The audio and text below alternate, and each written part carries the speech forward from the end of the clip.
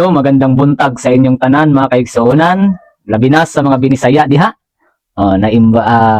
Maayong buntag sa inyong tanan. O syempre, magandang umaga sa mga Tagalog. So syempre magtagalog na lang tayo para at least makasabot pod, makaintindi pod yung iba, no? Lalo na yung mga Tagalog na wala talaga silang kaalam-alam sa Bisaya na salita.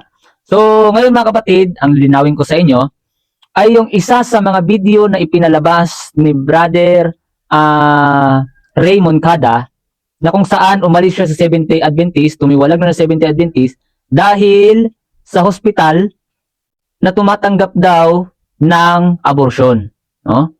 So gusto kong linawin sa inyo ito dahil baka po ang ini-expect nyo, ito pong abortion kung tawagin ay pagpapalaglag, no, ng mga bata. Yung mga nanay na pupunta doon mismo sa hospital, tapos sasabihin doon sa doktor na magpapalaglag siya, ay nagkaroon lang ho ng kamalian sa pag-interpret doon sa ibinahagi ni Brother Ray ng defender ng Seventh-day Adventist, no? So akin po itong lilinawin sa inyo, no? Ang Seventh-day Adventist Hospital po ay hindi po tumatanggap ng abortion dahil ang tinatanggap mo ng abortion, lalong-lalo na sa mga babies po na talagang wala namang abnormally na karamdaman or hindi abnormal babies, no? So, ang tinatanggal lang po ng Seventh-day Adventist Hospital ay yung mga abnormal babies, no? Yun po ang tinatanggal nila. Kung matatanong nyo, bakit nila tinatanggal yun? Dahil magkakaroon po ng epekto doon sa kababaihan. At yung babae po, mamamatay dahil magkakaroon ng infection sa kanyang tiyan. No? At yung isa pa, sa tinatawag din na abortion, na ang abortion na tinatawag natin ay hindi po ito yung sinasabi na wala namang abnormally na nararamdaman o karamdaman yung baby, tapos ipinapalaglag na lang ito, no? So yun po ang tunay na abortion, pero ang Seventh-day Adventist po hindi po tumatanggap ng ganong klaseng mga ganong klaseng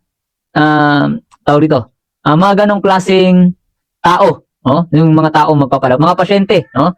Hindi po magtatanggap ang Seventh-day Adventist Church Hospital ng mga pasyenteng ganong klase na magpapalaglag ng hindi naman abnormal babies, no? Lalo na, mga kapatid, meron ding tumutubo, no? Meron ding tumutubo na babies o nabubuo doon mismo sa labas ng matres.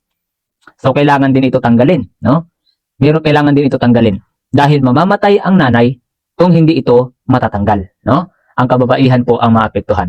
Then, doon sa abnormal babies, mga kapatid, ay dapat talaga yun talaga tanggalin, no? Dahil magkakaroon ito ng sanhi ng kamatayan ang mga kababaihan, ang mga nanay natin, no? So, yun po ang tinatanggap ng Seventh-day Adventist Hospital na kaya yung abortion na sinasabi ni Ray ay kailangan talaga yung tanggalin, mga kapatid, no? Kailangan tanggalin yung mga babies na abnormal babies na hindi talaga siya mabubuo. Mayroon kasing 9 months na pero hindi pa rin nabuo, no? Yung iba alam ito lalo na sa mga Bisaya at saka sa Tagalog, yung salitang kiyawa, no? Yung mga parang bilog-bilog lang siya na dugo na nabubuo. So yun ang tinatanggal ng doktor, no? Ng Seventh-day Adventist Hospital, no? Natural lang ho yun, no? Natural lang ho yun. So hindi naman mabubuo yung baby at yun naman ay magkakasanhi ng kamatayan ng nanay, so kailangan po talaga tanggalin, no? So ang Seventh-day Adventist Hospital ay hindi po nagtatanggal ng mga babies na hindi abnormals o hindi dugo lang na namuo, no? So, yun po ang Seventh-day Adventist at yun po ang ginagawa ng mga doktor. At kung meron man, no? Kung meron man na gumagawa ng ganong klaseng gawain na secret, no? Secret, kumbaga hindi nila isinasabi, ay doktor na ho o midwife o kung sino man yung nagpapalaglag, yun na po yung may kasalanan, no? Yun na po yung may kasalanan. Hindi na po diyan kasalanan ng lahat, lalong-lalo na ang pangalang Seventh-day Adventist, no? Isa lang ang nagkasala, dapat isa lang ang managot, no?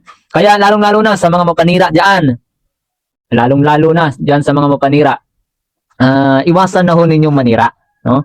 Dahil kailanman hindi nyo mabubuwag ang Seventh-day Adventist Church. Mayong buntag at dalay ko ng Diyos sa atong tanan, mga kaigsuonan.